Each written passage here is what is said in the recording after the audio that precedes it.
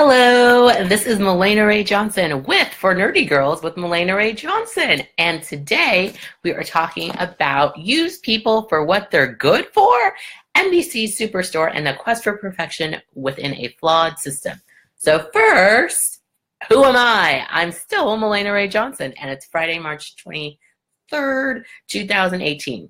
I went to Loyola Marymount University for film school. I went to University of Southern California for business school, where I got my MBA in marketing, entertainment, and entrepreneurship.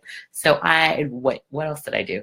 I have done hundreds of informational interviews and video coffee chats. I've also attended hundreds of networking events and conferences. I've connected with thousands of people. So I'm immensely qualified to help you connect, collaborate, and communicate if you are a professional, creative woman who feels awkward but still wants to make friends in business, because you know that you need to meet people to make money. All right, so again, today our topic is use people for what they're good for. How does this relate to NBC Superstore? So last night, Superstore was on, because it comes on Thursdays on NBC, and I really like the show. It is a show that won me over, because when it started, I was like, I'll see what America Ferrera is doing, because I'm a fan, been a fan since Real Women Have Curves, which is a film that was produced by a fellow LMU alum, Effie Brown.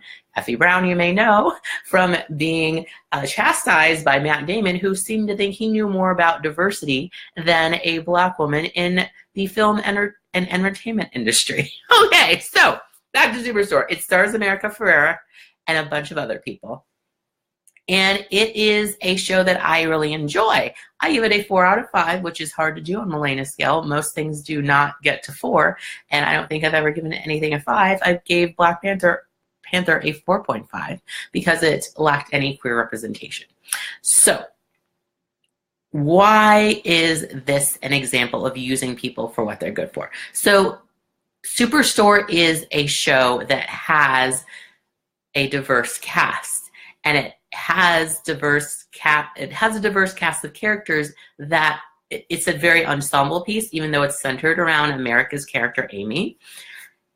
And I love that there are multiple people from multiple backgrounds represented. So for instance, there are multiple people of Asian and Pacific Islander descent on the show, which is rare for any show to even have one.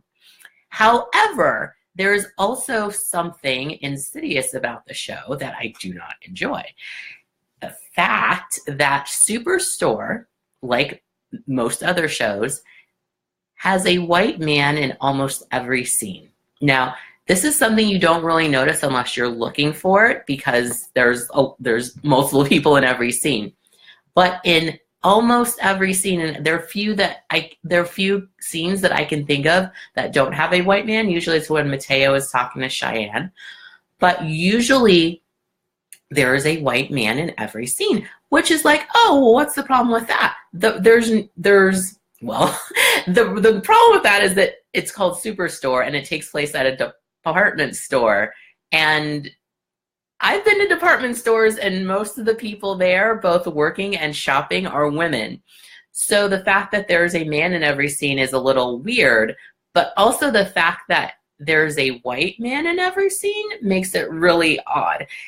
And what is something that is also troubling is, what was I going to say? I forgot my train of thought.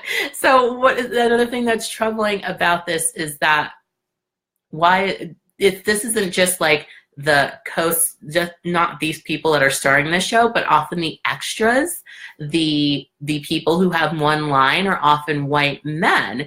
And it's really weird, because it doesn't make sense. It doesn't make sense in general, especially because this is the United States and it's not just populated by white men. But it doesn't make sense for the show, since it takes place in a store during the day.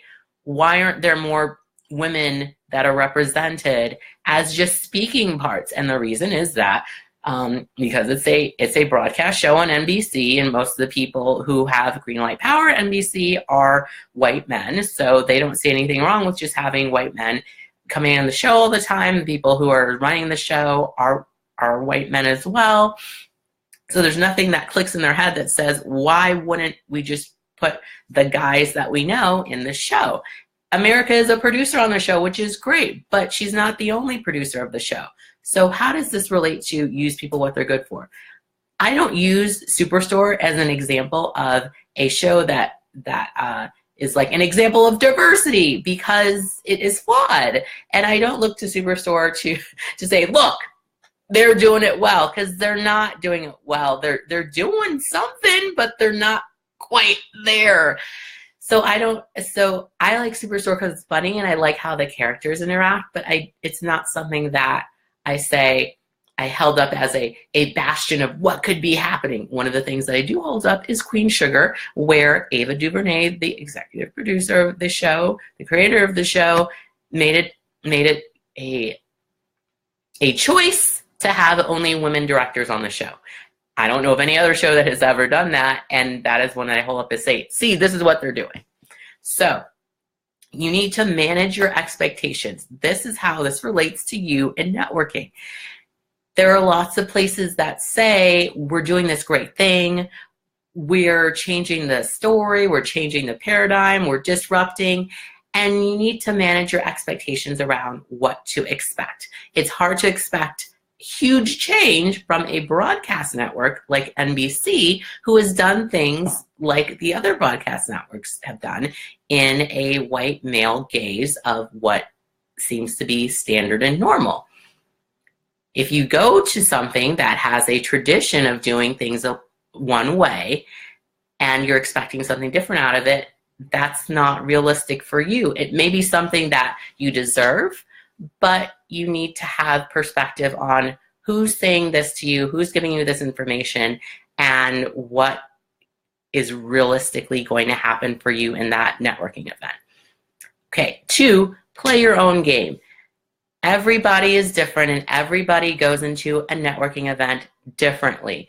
Everybody has their own agenda, and you don't need to necessarily be looking at what other people are doing. If you know that you're there because you want to make a friend in business, if you know you're there because you want to connect with a colleague you haven't seen in a while, if you know you're there because they're serving good food at this event and I need to stuff it in my face right now, that's what you're there for. You have made a choice about your event. You don't need to look at what other people are doing to see, should I be talking to that person because I don't know who that person is, but someone I know is talking to them, so maybe I should talk to them too. No, just worry about what you need to do. Decide before a networking event what you're going to get out of that event and make sure that happens.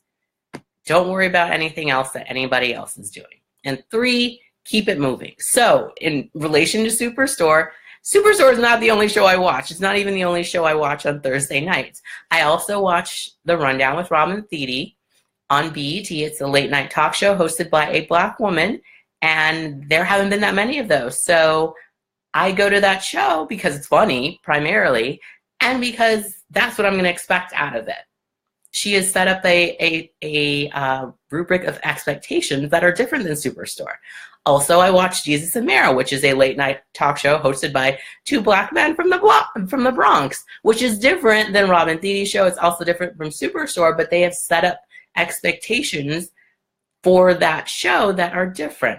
So I like to have different options and not try to get everything out of one show or one networking event. Sometimes if you go to an alumni event, it's going to be different than an industry event, which is going to be different than a hobby event.